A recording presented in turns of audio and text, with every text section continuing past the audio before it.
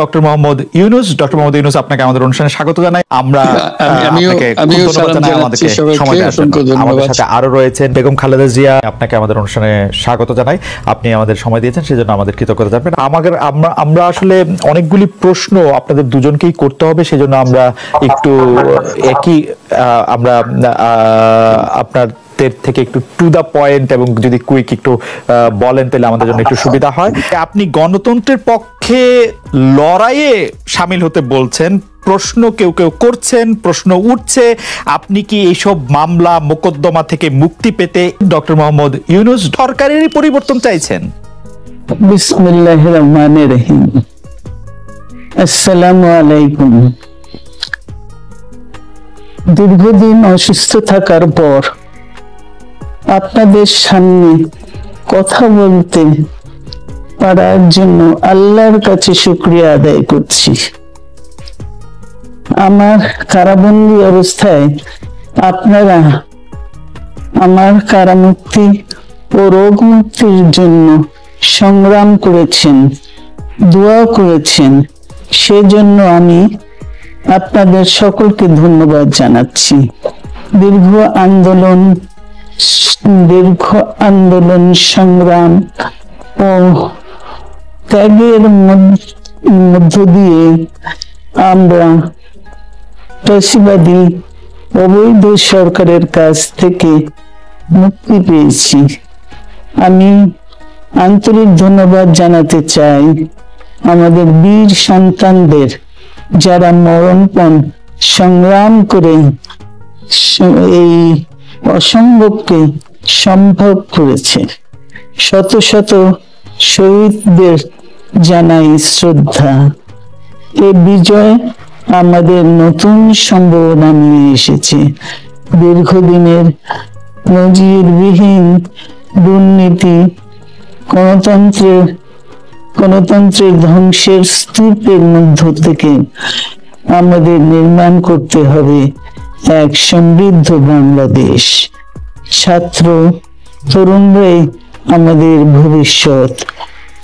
তরুণরা এই যে স্বপ্ন নিয়ে বুকের রক্ত ঢেলে দিয়েছে, সেই স্বপ্ন বাস্তবায়নে করতে মেধা, যোগ্যতা, জ্ঞান ভিত্তিক গণতান্ত্রিক বাংলাদেশ গড়ে তুলতে হবে। শোষণহীন সমৃদ্ধ বাংলাদেশ। সকল ধর্মের গোত্রের অধিকার নিশ্চিত করতে হবে। শান্তি, প্রগতি আর সাম্যের ভিত্তিতে আধুনিক বাংলাদেশ নির্মাণে আসুন আমরা তরুণদের হাত শক্তিশালী করি। ধ্বংস নয়, প্রতিশোধ নয়, প্রতিহিংসা নয়, ভালোবাসা, শান্তি ও জ্ঞান ভিত্তিক সমাজ গড়ে তুলি।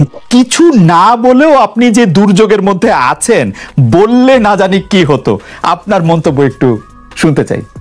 অবস্থাটা হলো, আমি বলছি দেশের কাউকে কিছু বলি এমন কথা তো নয়। বাইরে বিদেশেও যে সবাইকে যে সাদরে নিয়ে আসি তাও না, তাদেরকে অনেক শর্ত দিই আমার এই কথাগুলো লেখার ছাপানোর আগে আমাকে বলতে হবে, যাতে আবার এমন কোনো কথা শব্দ এমন থেকে না যে আমি আর বিপদের সম্মুখীন হবো। আমি শুধু বিপদ থেকে দূরে থাকার জন্য এটা করছি, কারণ আমি চারদিকে বিপদের মধ্যে আছি।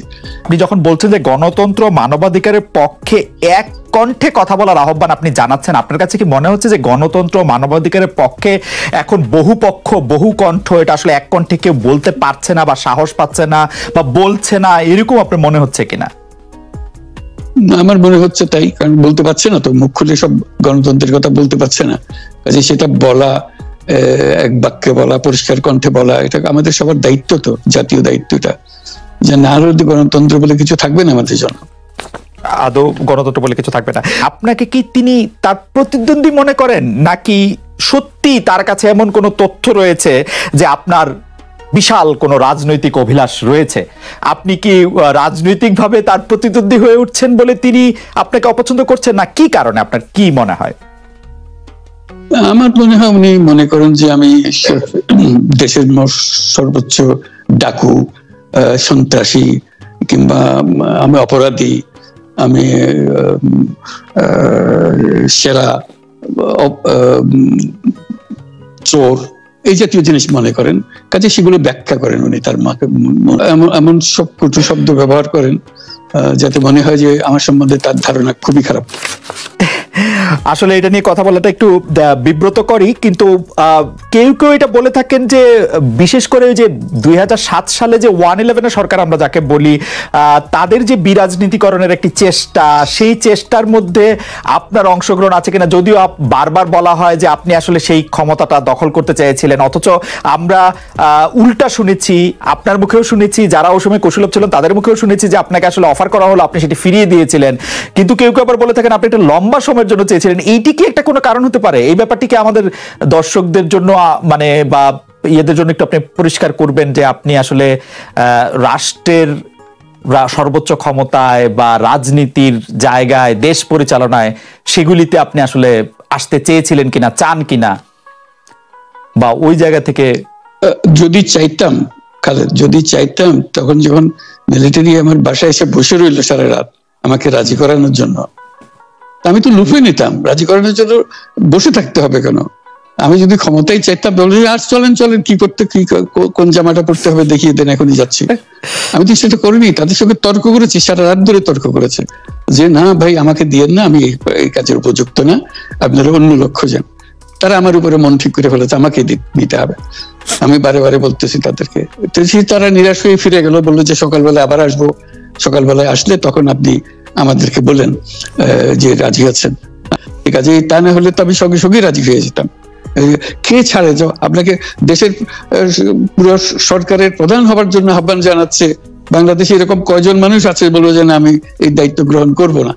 আমি তো করলাম সেটা, এখন আমার নামে বলা হচ্ছে 10 বছর চেয়ে। আমি বছর দিয়ে তো পুষ্টি উঠে না, তারপরে এরপরে তো কয় বছর কয় কাণ্ড। আমি 10 বছর দিয়ে কি করবোটা কি? আমি 10 বছর দিয়ে, আমি তো বলছি আমি এই কাজের জন্য নই।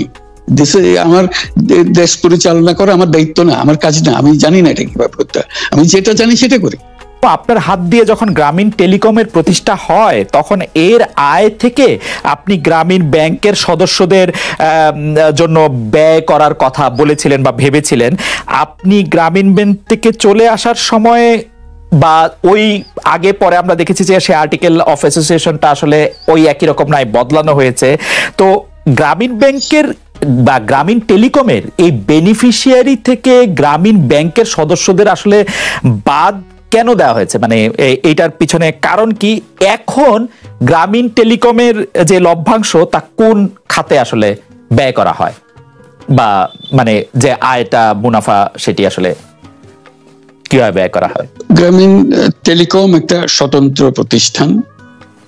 এটা কোম্পানিজ আইনের 28 সেকশন 28 দ্বারা সৃষ্ট।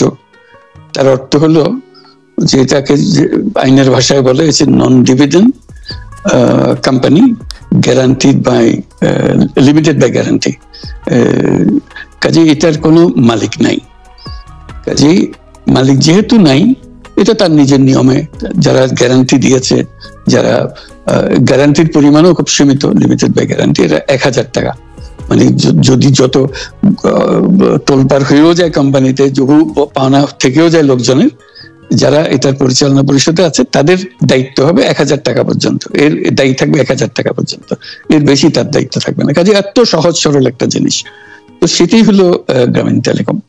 গ্রামীণ টেলিকম তখন একবার বলেছিল যে তাদেরকে কিছু কিছু সহায়তা দেবে এটা অর্জনের কাছ থেকে। এটা তাদের নিজস্ব সিদ্ধান্ত, এটা কারো চাপারও সিদ্ধান্ত না। যে সিদ্ধান্ত, সেই সিদ্ধান্ত অনুসারে সেই সমস্ত যে পরিমাণ টাকা তারা বলেছিল দেবে, এখানে দিয়ে যাচ্ছে। এই পর্যন্ত 500 কোটি টাকার উপরে দেওয়া হয়েছে এই সাহায্য সহায়তা থেকে। কাজে ওইটা যে আমরা বা গ্রামীণ টেলিকম এটার থেকে পৃথক হয়ে গেছে, তার যে কথা দিয়েছিল, কথা পুরো, এটা একটা কথা দিয়েছিল, এটা পূরণ করছে না। এটা আইনগত কোনো যে আইনি বাধ্য হতে আপনি দিতে বাধ্য হবেন এরকম কিছু ছিল না। কাজে এই ধরনের বিষয়টা এই টেলিকমের বিষয়ে বলা। গ্রামীণ ব্যাংকের আপনি যখন মানে গ্রামীণ টেলিকমটা আপনি প্রতিষ্ঠা করেন, সেই সময়ে গ্রামীণ টেলিকমের সাথে গ্রামীণ ব্যাংকের সম্পর্কের যে বিধিমালা, সেই বিধি কি আপনি যখন চলে এসেছেন গ্রামীণ ব্যাংক থেকে সেটি পরিবর্তন করা হয়েছিল? তো সেই পরিবর্তনটি মানে পরিবর্তনটির জায়গাটা যদি আমাদের একটু পরিষ্কার করতেন। পরিবর্তন ছিল যে আগে এটা নমিনেট করতে পারতো গ্রামীণ ব্যাংক, চেয়ারম্যান পদের জন্য একজন লোক নমিনেট করতে পারতো। আমরা যেহেতু গ্রামীণ ব্যাংক থেকে আমাদেরকে সরিয়ে দেওয়া হয়েছে, তখন আমরা মনে করলাম যে এটা রাখার আর দরকার নাই, গ্রামীণ টেলিকম থেকে সেই পদটা আমরা পরিষ্কার করে দিয়েছি, যখন এটা আর দরকার নাই। এইটুকুই পরিবর্তন হয়েছে। এটা ন্যায়সঙ্গতভাবে পরিবর্তন করার ধারা অনুযায়ী যা যা করতে হয় সেটা করা হয়েছে। এতে তার ইচ্ছা বা তার কর্তব্য, তার করণীয় যে অবজেক্টিভস আছে, কোথাও পরিবর্তন হয় নাই। এই ক্ষেত্রে আমাদের এই বিষয়ে আর কি এইটাই আমাদের আরেকটা প্রশ্ন, সেটা হচ্ছে যে গ্রামীণ টেলিকম কি গ্রামীণ